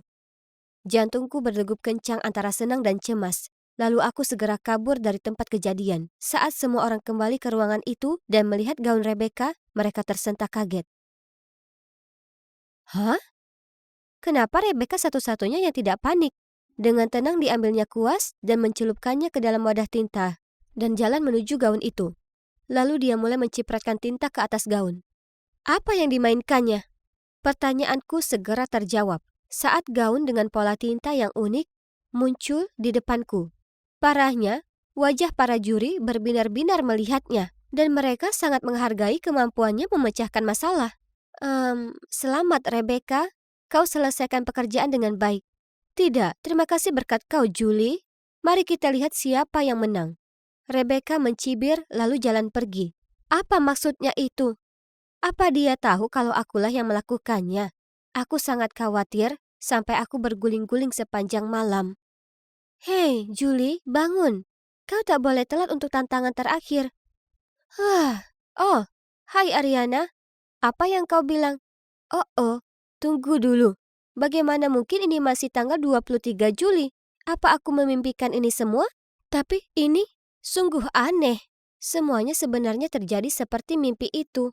Insiden tinta di gaun Rebecca, dan pemikirannya yang cepat untuk menyelamatkannya. Bagaimanapun, tetap tenang, aku tak bisa biarkan beasiswa ini lepas. Aku tak bisa jadi gadis itu yang kehilangan mimpinya untuk orang lain. Rasa malu itu tak sanggup kutanggung. Setelah menyelesaikan desain itu, masing-masing dari kami akan mendapat model untuk menampilkannya. Di saat itu, kubuat keputusan gila. Tepat sebelum pertunjukan, dengan cepat kuikuti model Rose ke kamar mandi. Mengunci pintunya dari luar, lalu meletakkan tanda sedang rusak di depannya. Saat semua kontestan duduk untuk menyaksikan pertunjukan, Rebecca masih belum muncul. Nah, mungkin dia masih sibuk mencari model pengganti. Sudah menyerah Rebecca? Aku tertawa-tawa sendiri. Kemudian khayalanku akan kemenangan terganggu oleh riuh tepuk tangan dan siulan. Hah? Di atas catwalk? Apakah itu Rebecca? Mengenakan desainnya sendiri? Ariana berbisik ke telingaku. Rebecca sangat memukau. Dia benar-benar pantas mendapat beasiswa ini, ya kan Julie? Apa? Bagaimana Rebecca mengungguliku? Lagi? Hei Julie, bangun. Kau tak boleh telat untuk tantangan terakhir. Apa? Ini masih tanggal 23 Juli? Tunggu dulu. Ini artinya Rebecca masih belum menang dan aku masih punya kesempatan. Kali ini, kuputuskan untuk tidak mengacaukan gaun Rose. Sebaliknya, ku cari online beberapa ide untuk memperbaiki desainku sendiri. Dan kutemukan desain yang luar biasa di sebuah blog fashion yang agak mirip dengan yang dikerjakan Rebecca. Ternyata nona kecil sempurna kita ini hanyalah pencuri ide. Jadi kuputuskan untuk mendesain gaun yang sama. Dan 1 jam sebelum tampil adalah waktu untuk menarik pelatuk. Aku melapor ke juri kalau Rebecca mencuri ideku dan mengklaim diriku sendiri sebagai pemilik blog itu. Tapi bukannya menunjukkan kepanikan, sebuah seringai muncul di wajah Rebecca saat dia menoleh padaku dan berkata, "Permainan berakhir, Julie." Lalu ia langsung menuju juri. Aku tak tahu apa yang dia katakan ke mereka, tapi mereka diskualifikasi aku setelahnya. Permisi? Aku tak bisa bernafas atau berpikir atau apapun. Aku menunjuk ke arah Rebecca dan berteriak, "Dia itu pencurinya! Ada yang salah di sini!" Kemudian Rebecca dengan tenang mendekatiku. "Usaha yang bagus, Julie, tapi trik kotormu itu tak akan bisa bodohi aku. Aku tahu kamu yang merusak proyek Catherine dan Ariana. Dan coba tebak siapa pemilik asli blog itu?" "Ya, aku." Aku menatapnya kaget. Saat dia lanjut membahas alasan sesungguhnya kenapa dia berhenti berteman denganku. Dia bilang itu semua karena kecemburuanku yang sudah mengubahku menjadi cewek yang jahat. "Julie, kau ini cantik dan berbakat. Kau perlu percaya pada kemampuanmu sendiri, bukannya malah menyabotase karya orang lain. Jangan jadi orang seperti itu." Aku terbangun, berkeringat. Kuraih ponselku dan ternyata masih tanggal 23 Juli. Kumohon bisakah hari ini berakhir saja? Tapi mungkin ini hal baik, karena ini artinya aku punya kesempatan memperbaiki keadaan. Waktu makan siang tiba, dan aku tetap tinggal dan memperhatikan gaun sempurna Rebecca. Kulayangkan tanganku ke sebotol tinta, tapi kemudian kutinggalkan di tempatnya berada. Menghela napas, lalu berjalan kembali ke gaunku sendiri. Jadi, apa yang terjadi? Nah, Rebecca masih menang. Tapi kalian tahu apa? Itu tak jadi soal. Sudah kuusahakan yang terbaik, aku tidak curang, dan ya, gaun Rebecca memang layak menang. Setelah kompetisi, kulihat beberapa cewek lainnya memberi selamat Rebecca. Jadi aku berjalan mendekat dan menepuknya di bahu dan memberinya senyuman tulus dan berkata, "Aku hanya ingin mengucapkan selamat, desainmu menakjubkan." "Terima kasih, Julie. Aku juga sangat suka gaunmu. Jahitanmu sangat teliti." "Oke, jadi aku tak menang. Tapi aku belajar pelajaran berharga. Aku harus selalu memberi 100% pada setiap yang kulakukan. Bukannya membuang begitu banyak waktu dan energi berusaha mengacaukan keadaan bagi orang lain." Oh, dan mengenai perputaran waktu itu, kukaitkan itu karena tekanan kompetisi. Kurasa itu pasti membuatku merasa seolah aku terjebak di dunia mimpi, sampai aku menyadari kesalahan di dalam tindakanku. Akhirnya, sudah kutemukan kedamaian batin, dan akhirnya aku keluar dari mimpi itu. Harus kuakui, aku sempat terengah-engah saat bangun, dan itu akhirnya sudah tanggal 24 Juli. Ku berjalan memasuki sekolah dengan bisik-bisik yang mengikutiku. Tapi apa cuma perasaanku atau kerumunan yang sepertinya lebih cerewet hari ini? Dengan gugup aku berjalan menuju lokerku dan, ya Tuhan, di atasnya ada coretan Karen remaja dengan cat semprot. Aku gemetaran karena malu, dikelilingi wajah-wajah melongo dan terkekeh. Aku langsung lari ke toilet dan mengunci diri dalam bilik untuk menenangkan diri. Kalian mungkin heran, bagaimana aku bisa sampai di titik ini? Aku tak terdengar seperti orang sombong dan tak masuk akal yang biasanya ada di diri para Karen. Memang, karena aku bukan mereka. Tapi aku sadar kalau tindakanku bisa jadi penyebab situasi ini. Aku diadopsi oleh keluarga kaya yang menekan anak-anak mereka untuk tumbuh sukses dan tanpa celah.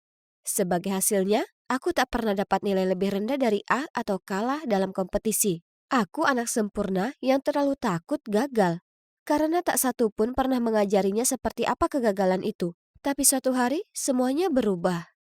Di suatu hari biasa di sekolah, aku sedang jalan menuju kelas sastra dan kulihat ada cowok tak kukenal menempati bangkuku. Semua cewek memandang terpesona padanya. "Hei!" Kutepuk pundaknya. "Apa ini tempat dudukmu?" "Iya." "Oh, maaf. Aku tak tahu." Dia lalu pindah ke bangku yang lain. Kupaksakan tersenyum sopan lalu mengambil tempat dudukku. Lalu guru sastra kami mengumumkan kami akan ada kuis hari ini yang tak mempengaruhi nilai kami. Sebagai murid kesayangan guru di sini, aku tahu kalau ini karena ia ingin menguji Austin, cowok baru itu.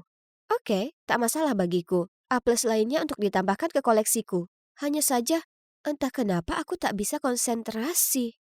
Aku memandang keluar jendela, berusaha temukan inspirasi menulis. Tapi cowok baru itu menutupi pandanganku. Oke, jujur saja, dia terlihat cukup tampan. Tanpa kusadari, aku mulai menatapnya. Dan tiba-tiba dia menoleh padaku. Kami bertatap mata yang mana membuatku tertegun. Oh ya ampun, bangun Catherine. Ada kuis yang harus kau selesaikan. Ku coba untuk kembali fokus ke esaiku. Tapi aku terus merasa dia menatapku. Yesus, kuharap dia tak salah paham. Aku tak seperti cewek-cewek itu yang hanya ke sekolah untuk cari cowok tampan. Waktu habis. Dengan gugup kukumpulkan esaiku karena aku tahu aku teralihkan dan tak memberikan yang terbaik. Tapi, biarlah, tak satu pun bisa kalahkan aku, bahkan di hari-hariku yang terburuk. Tapi, tidak kali ini. Hari berikutnya, Bu Guru mengembalikan karyaku dan berbisik. Aku tak tahu apa yang terjadi, tapi tak masalah, jangan khawatir. Hah? Dengan cepat kulihat esai itu dan Bemin? Oke, aku paham tak bisa dapat A plus kali ini. Tapi bahkan A biasa pun tidak. Aku tak pernah dapat B sebelumnya. Wajah kecewa orang tuaku muncul di benakku. Bagaimana jika mereka tak menginginkanku lagi? Mereka mengadopsiku, memberiku kehidupan yang mewah dan sempurna. Dan ini caraku berterima kasih pada mereka? Aku mulai panik dan melihat sekeliling mencari bu guru. Aku perlu jelaskan ini. Dan itulah saat sekilas kulihat esai Austin. Nilai A. Tak mungkin. Aku membantingnya di atas meja dan berdiri. Aku protes dengan nilai ini. Pasti ada kesalahan. Tolong, bisakah ibu periksa lagi esai saya? Oh, jangan khawatir. Ini bukan tes resmi, jadi tak masalah. Tidak, ini tidak baik-baik saja. Kok bisa saya lebih jelek dari anak baru ini? Anda harus pertimbangkan ulang. Atau saya adukan ke kepala sekolah. Kate, kau bersikap tak masuk akal. Duduk atau saya akan membawamu ke kepala sekolah. Ku tarik napas dalam-dalam dan menenangkan diri sembari duduk. Ada desas-desus tentangku beredar di kelas. Tapi aku tak peduli. Karena ada nilai Bemin yang harus kuurus. Orang tuaku tak boleh tahu soal ini. Setelahnya, aku tahu temanku hanya pura-pura tak masalah denganku. Karena suatu kali saat kami harus satu grup untuk lari estafet di kelas PI, tak ada yang memilihku. Pada akhirnya, Pak Malon sang pelatih harus menambahkanku ke suatu grup dan coba tebak. Grup itu berisi Austin dan penggemarnya. Aku benci ini. Dan lihat dia, mengganggu pandangan. Andai saja bisa kulempar tongkat ini ke wajahnya yang menyebalkan. Tapi, gedebuk, aku jatuh tengkurap beberapa inci dari Austin. Kau baik-baik saja? Ambil saja tongkat bodoh ini dan pergilah. Cowok ini benar-benar bawa sial. Aku merangkak naik. Lalu tiba-tiba ku dengar tawa terkekeh. Ada gerombolan berdiri dekat jalur lari mengangkat ponsel mereka. Apa mereka menertawakanku? Segera ku hampiri mereka dengan tangan ke atas menutupi kamera mereka. Apa yang lucu? Apa kalian tak punya kesopanan?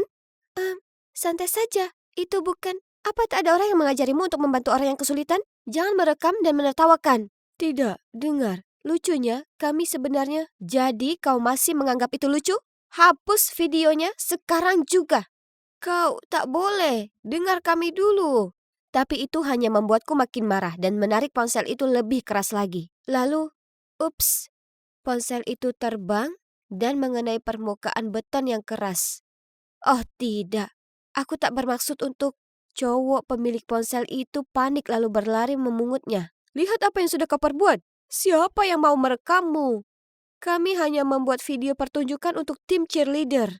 Lewat layar retak ponselnya, kulihat video para cheerleader berlatih di lapangan di seberang jalur lari. Oh tidak, ini sangat memalukan. Segera ku minta kontak cowok itu dan janji akan mengganti ponselnya yang rusak, kemudian berlari kembali ke kelasku. Aku merasa kelelahan, seolah seluruh dunia melawanku. Tapi paling tidak ada satu hal yang bisa menenangkan jiwaku. Ya, buku-bukuku. Itulah kenapa kapanpun aku merasa suntuk, aku ke perpustakaan sekolah untuk bersantai. Jadi seperti biasanya, Aku pergi ke sana, tapi kurasa aku lupa bawa kartu perpustakaanku. Oh ya sudah, tak masalah. Karena pustakawannya, Bu Flenderson pada dasarnya sudah seperti keluarga bagiku. Dia bahkan tak lagi menanyakan kartuku. Hai Bu Flenderson, kataku saat kulewati meja pustakawan. Tapi kemudian aku terkejut dengan suara yang asing. Kau mau kemana? Tolong kartunya.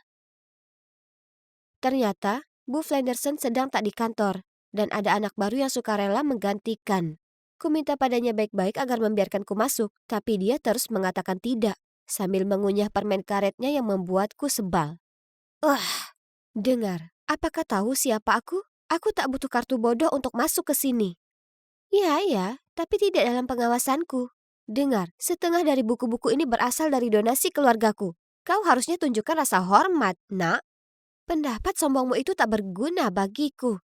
Di sini kita bersekolah di sekolah yang sama, jadi kita setara dan peraturan adalah peraturan. Biar aku bicara dengan supervisormu. Panggil Bu Flenderson. Dasar kau ini, Karen. Aku mematung mendengar kata itu. Itu pertama kalinya aku dijuluki panggilan itu, dan baru di saat itu kusadari betapa besar keributan yang kubuat di sini. Hanya saja suasana hatiku sudah sangat buruk. Yang kuinginkan pergi ke tempat amanku, dan itu juga tak mungkin sekarang. Aku segera menguasai diri lalu jalan pergi. Tapi yang membuatku sedih, beberapa orang lewat sudah menyaksikan aku mengamuk entah sejak kapan. Dan ya, Austin di sana juga. Kenapa aku harus terkejut lagi? Ceritaku di jalur lari dan juga di perpustakaan pun segera beredar di sekolah seperti api menyambar. Orang-orang tak berusaha menutupi kalau mereka menghindariku dan mulai memanggilku Karen.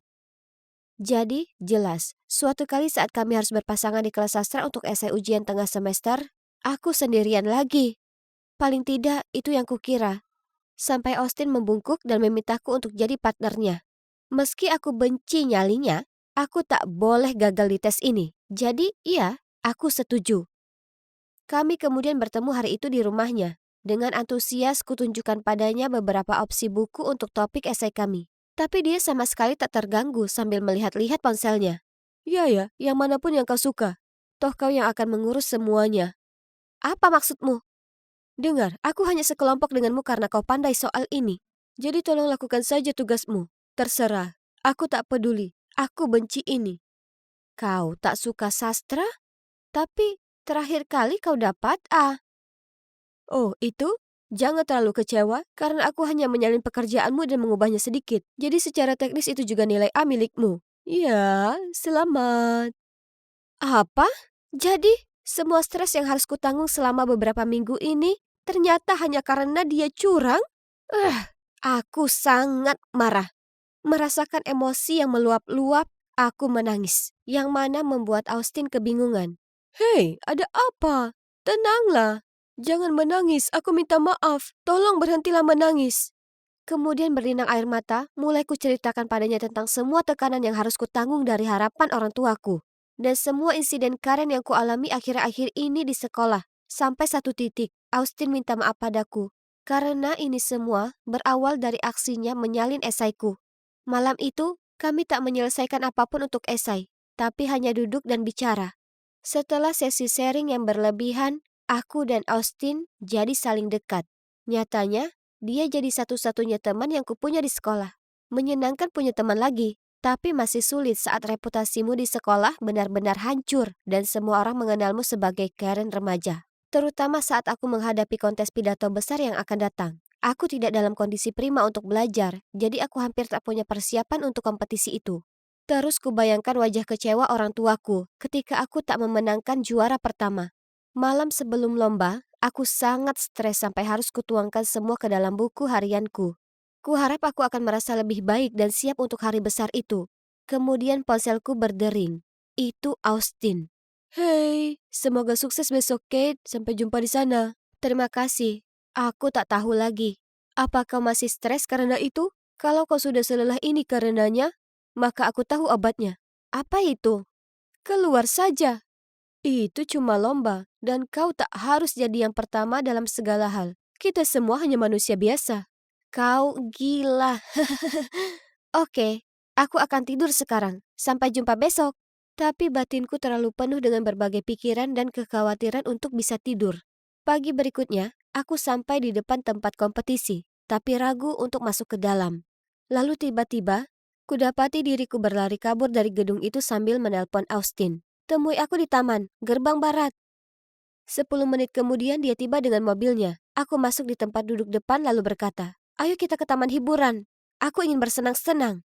Austin memandangku, tertegun. Tapi kemudian dia tersenyum dan mengendarai mobil tanpa bertanya. Yap, seperti itulah. Aku keluar dari perlombaan dan mematikan ponselku untuk menikmati hari sebagai remaja.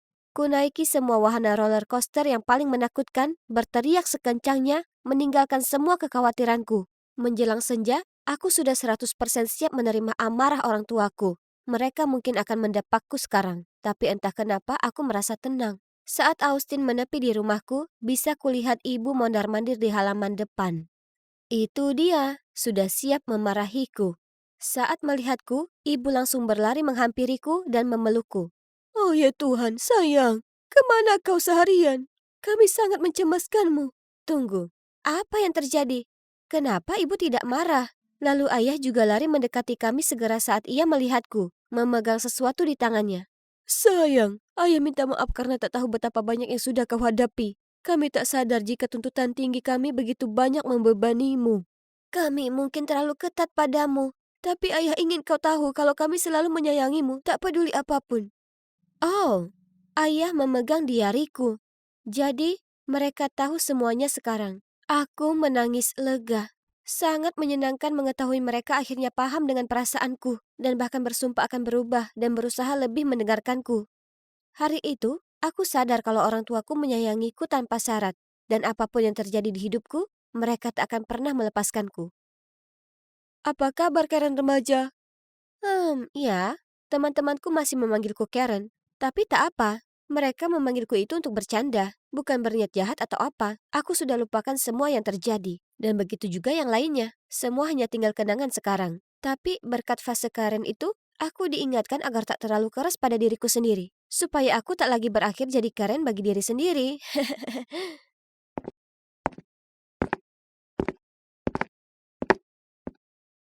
Astaga naga, siapa itu? Cowok ini teramat seksi. Dan ada lagi, saat aku mendekatinya, dia tak kabur ketakutan.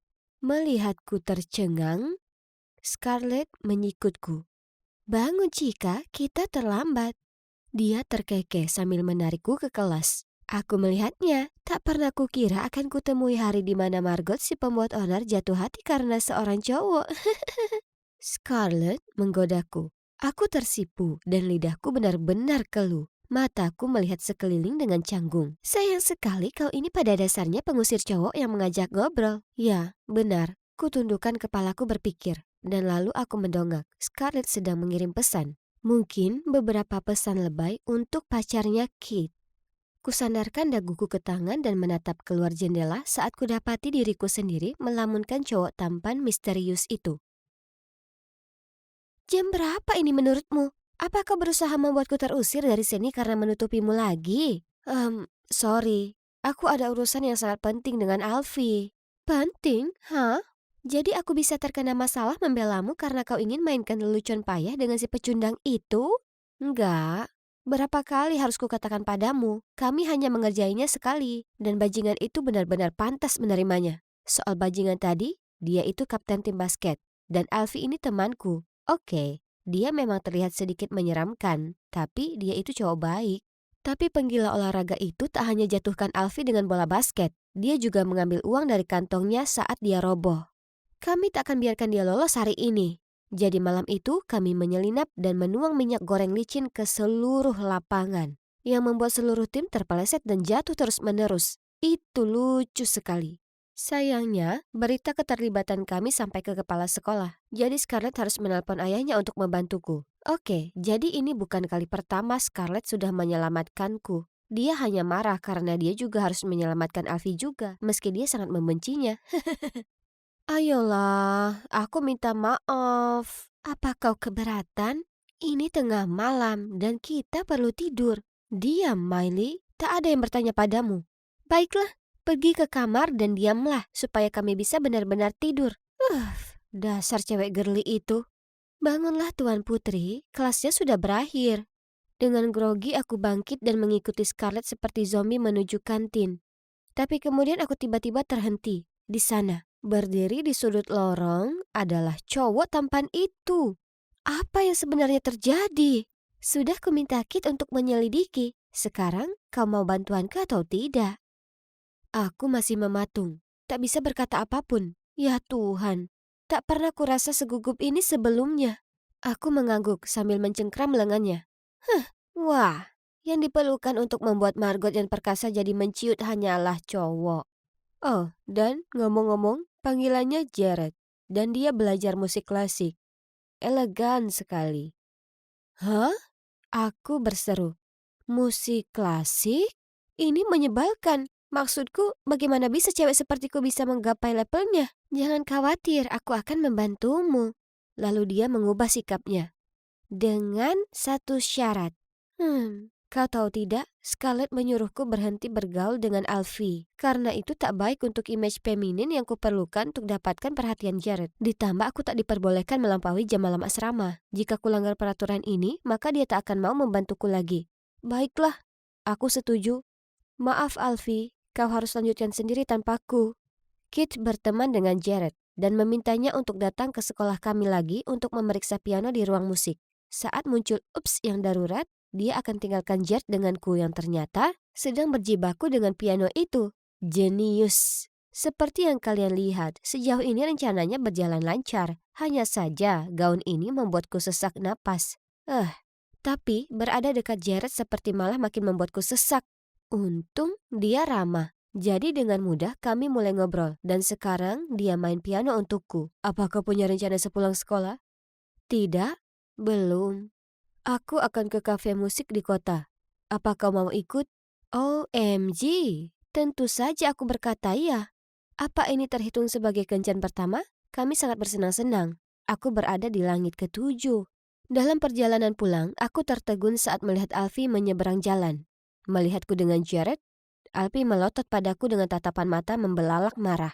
Ku beri tanda shh dan dia berpaling. Tak heran, ponselku berbunyi.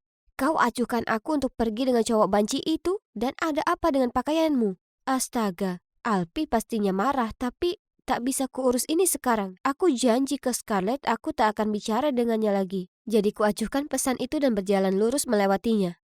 Segera saat aku sampai di asrama, cewek-cewek menyoraki dan bertanya bagaimana kencannya. Mereka sepertinya senang untukku. Jadi, kapan kencan selanjutnya? Dia memintaku untuk datang ke sekolahnya besok dan kami akan makan malam. Para cewek berteriak bersamaan. Sungguh mengejutkan karena tak kusangka cewek-cewek bawel ini sangat peduli padaku. Aku sangat bersemangat dengan kencan selanjutnya. Jadi aku tiba lebih awal di sekolah Jared mendapatinya berlatih di ruang latihan dengan cewek lain. Aku masuk ke ruangan dengan senyum di wajahku dan Jared memperkenalkanku padanya, Maeve. Lalu dia menyuruhku menunggu di sana dan pergi ke kamar mandi. Si Maeve ini tertawa kecil lalu memandangku ke atas dan ke bawah lalu berkata, "Menyerah saja. Cewek tak sempurna sepertimu tak pantas dengannya." Hah? Apa yang pernah kuperbuat padanya? Marah, kujatuhkan lembaran-lembaran musiknya. Dia memungutnya lalu dengan tegas berkata, "Kau tunggu saja, aku tak akan biarkan kau lolos begitu saja." Lalu dia mendorongku dan bergegas pergi. Lalu saat makan malam, aku tak bisa menahannya. Jadi, Maeve itu... orang tua kami sangat dekat, jadi kami sudah berteman sejak kecil. Dan kini kami berdua belajar musik. Dia kelihatannya sangat menyukaimu. Aku tak yakin soal itu. Kami hanya teman. Jadi dia tak suka dengan si Maeve? Kurasa, lupakan saja dia. Aku punya kencan yang penting dengan Jared dan aku butuh bantuanmu. Tepat di saat itu, sebuah panggilan dari Alfie masuk. Tapi Scarlett duduk tepat di sebelahku, jadi aku tak bisa mengangkatnya. Setelah beberapa panggilan, dia mengirim pesan padaku. Kau harus menolongku kali ini, aku tak bisa melakukannya sendiri. Oh Tuhan, tolong aku. Aku tak tega tinggalkan temanku. Jadi, kuputuskan menyelinap keluar menemui Alfie. Oke, jadi ini tak seperti yang kalian kira. Waktu yang lalu saat aku telat pulang bukan karena kami berbuat hal yang tak berguna. Sebaliknya kami sedang memperbaiki rumah terbengkalai untuk anak gelandangan. Kali ini, salah satu anak itu, Kevin, sedang demam tinggi. Aku harus membantu Alfie meminjam uang dan membawa Kevin ke rumah sakit. Aku berusaha sangat hening saat merayap masuk ke kamar asrama. Tapi aku bersumpah, Scarlett itu orang yang paling mudah terbangun. Karena benar saja di sanalah dia menungguku. Oh, hai Margot. Senang kau bisa bergabung dengan kami. Ya, maaf. Itu ada kondisi darurat. Kau tak bisa menahan diri ya? Kau melanggar perjanjian kita untuk bergaul dengan teman berandalmu itu. Aku tak mau membantumu lagi. Ini menyebalkan. Sepertinya aku sendiri. Ini dia, kencan pentingku dengan Jared. Ayahnya merupakan konduktor di sini. Dan dari apa yang bisa kusimpulkan, posisi itu sangat penting. Tanpa Scarlett membantuku memilih gaun yang cocok untuk acara ini adalah mimpi buruk. Oh ya ampun, semua orang terlihat sangat mewah dan berkelas.